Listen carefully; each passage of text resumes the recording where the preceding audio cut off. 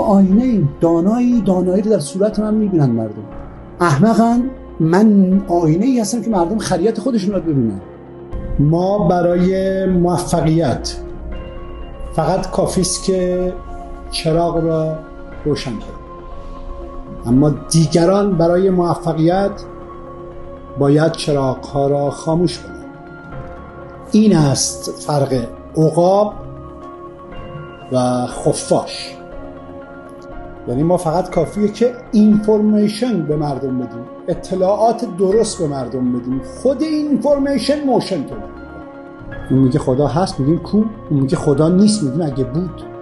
ما چی میگیم؟ ما میگیم که همین دانیم که نمیدانیم. دین بیدینی تولید میکنه. بیدینی دین. ما این وسط بدبختیم که تنها گروهی هستیم که میفهمیم چرا باید رأی بدیم و میفهمیم چرا رأی ندیم. دین هرچی قدمتش بیشتر، روحانیت اون دین بی‌ناموس‌تر است. روحانیت مسلمان 1400 ساله دارن دروغ میگن و روحانیت یهودی بالای 3000 سال و زرتشتیان و مبدان زرتشتی حدود 4000 ساله که با وقاحت به تو دروغ میگن. تعداد دروغ‌های مبدان زرتشتی خیلی بیشتر از روحانیت مسلمان. تا تو پس دین یاری رو نفهمی، به هیچ وجه نمیتونی بفهمی که کی داره ترتیبت میده. من با نظریه تکامل داروین در یک جا هم نظرم.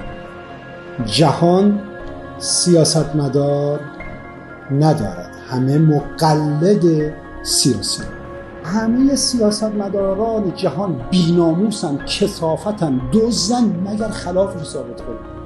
برای مبارزه با یک دیکتاتور باید بر روی قله هایی که اون دیکتاتور فتح کرده بجنگی تا پیروز میشه. فهمیدن یک دغدغه است، ولی دغدغه فهمیدن خیلی مهمتر از فهمیدن است.